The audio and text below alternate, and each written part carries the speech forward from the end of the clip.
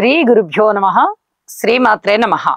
మా భక్తి టీవీని ప్రోత్సహిస్తున్నటువంటి మా ప్రేక్షకులందరికీ ధన్యవాదాలు తెలియజేస్తూ 18 మే నుంచి 24 మే వరకు గల కాలానికి రాశి ఫలితాలు తెలియచెప్పుకుందాం. ముందుగా గ్రహస్థితులు. మేషంలో బుధుడు, వృషభంలో రవి గారు, అలాగే గురువు గారు వచ్చేసి మిథున రాశిలో, కర్కాటకంలో నీచ కుజుడు, కన్యలో కేతువు, చంద్రుడు మకర రాశిలో, శని శుక్ర రాహువులు ముగ్గురు కూడా మీనరాశిలో ఉంటూ ఉండగా, వారాంతంలోకి వచ్చేటప్పటికి రాహు యొక్క గమనము వక్రం కావడం చేత కుంభరాశిలోకి వచ్చింది, కేతువు యొక్క గమనము సింహరాశిలోకి వచ్చినది, అలాగే చంద్రుని యొక్క స్థితి మేషరాశిలోకి వచ్చినది, బుధుని యొక్క స్థితి వృషభ రాశిలోకి వెళ్ళింది. అంటే 4 గ్రహాల యొక్క రాశి మార్పులు జరిగి ఉన్నాయి. వారాంతానికి వెళ్ళేటప్పటికి చాలా అద్భుతమైనటువంటి మార్పులు జరిగాయి. ఈ గ్రహాల యొక్క మార్పు వల్ల, వాటి యొక్క దృష్టి విశేషాంశాల వల్ల ఎవరి మీద ఎవరి దృష్టి పడట్ల. ఒక్క శనిగారి దృష్టి మటుకు రవి బుధుల మీద పడుతోంది. వారాంతంలో రవి బుధులు, వార ప్రారంభంలో రవి గారు. ఇక మిగతా రాసుల మీద మాత్రమే గురువు గారి యొక్క పంచమ స్థాన దృష్టి, అలాగే నవమ స్థాన దృష్టి, సప్తమ దృష్టి, కుజుని యొక్క తులారాశి దృష్టి, చంద్రుని యొక్క దృష్టి పడుతూ ఉంది. కుజుని మీద నీచ భంగం జరుగుతోంది. అయితే మనం గోచారంలో ఇలాంటివి పెద్దగా తీసుకోని అవసరం లేదు. కుజుని యొక్క 8వ దృష్టి కుంభరాశి మీద పడుతుంది. అలాగే శని గారి యొక్క సప్తమ దృష్టి కేతువు మీద, తృతీయ దృష్టి రవి గారి మీద, దశమ దృష్టి ధనుసు రాశి మీద. ఎక్కువ శాతం రాశి మీద మాత్రమే దృష్టి పడుతోంది తప్ప రాశిలో ఉన్న గ్రహాలు ఎక్కడా లేవు. రాశుల్లో గ్రహాలు లేకపోవడం వల్ల లేదనమాట. ఇది కొంచెం దృష్టి విశేషాంశాల గురించి మనం తెలియచెప్పుకోవచ్చు. అయితే వారాంతంలో గురించి మనం ప్రత్యేకంగా చెప్పుకోవాలి. రాహుకేతువుల మధ్య అపసవ్య దిశలో మాత్రమే మిగతా గ్రహాలన్నీ ఉన్నాయి. ఇది చెప్పదగినటువంటి విశేషాంశము. అలాగే వృషభ రాశిలో రవి బుధుల యొక్క స్థితి పడింది. గురువు గారి యొక్క స్థితి మిథున రాశిలో ఉంటూ ఉన్న కారణం చేత వచ్చింది. మిథున రాశిలోకి వచ్చి ఉన్న కారణం చేత ఇక్కడ మిథున రాశికి బలం ఏర్పడింది. ఇప్పటి వరకు గురువు గారు వృషభ రాశిలో ఉన్నారు. వృషభ రాశి నుంచి మిథున రాశిలోకి వచ్చి ఉన్నారు. చక్కటి బలాలు ఏర్పడుతున్నాయి ఇక్కడ. ఇవన్నీ కూడా చెప్పదగినటువంటి సూచనలు. ఎందుకు ఏర్పడుతున్నాయి? గురువు గారు వృషభ రాశిలో ఉన్నప్పుడు శని గారి యొక్క 3వ దృష్టి పడుతూ ఉంది.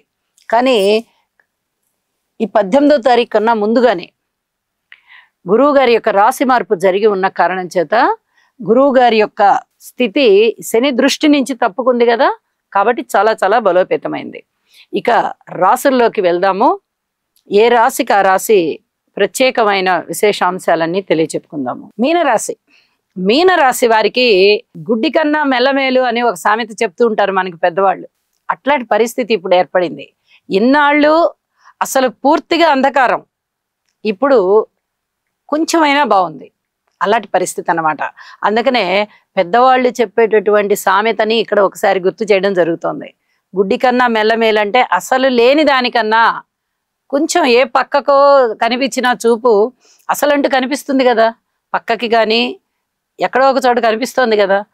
కాబట్టి ఈ సామెతని ఇక్కడ వాడడం జరిగింది. ఇన్ని రోజులు వీరికి శుక్రబలం చంద్రబలం కన్నా లేవు లేవు లేవు అని మొత్తుకుంటూ వచ్చాం. ఇప్పుడు చూడండి, శుక్రాచార్యుల వారు బాగున్నారు, చంద్రుడు కూడా బాగున్నారు, బుధుడు బాగున్నారు, రవి బాగున్నారు. అంటే ఇక్కడ రవి బుధులు బాగున్నారు. వారాంతంలోకి వెళ్ళేటప్పటికి బుధాదిత్య యోగం తృతీయంలో పడుతుంది. అంటే ఈ 2 గ్రహాలు 2లోను 3లోను బాగుంటూ 3లో బుధ ఆదిత్య యోగం పడింది వారాంతంలోకి వెళ్ళేటప్పటికి. ఇది చెప్పదగినటువంటి సూచన అనమాట. ఆత్మస్థైర్యం పెరుగుతుంది, ఆర్థికంగా పెరుగుతుంది, అన్నదమ్ముల సహాయ సహకారాలు పెరుగుతాయి, బంధుత్వాలు పునరుద్ధరింపబడతాయి, దగ్గరి బంధువుల యొక్క ఆత్మీయత ఆదరణలు పెరుగుతాయి. అలాగే ఇప్పటి వరకు ఒక కష్టం, ఇప్పుడు మరొక కష్టం. అంటే కష్టం అనేది తగ్గుతోందనమాట. ఇప్పటి వరకు ఒక కష్టం అంటే రాహువు గారు రాశిలో ఉండడం అనేది ఒక కష్టం.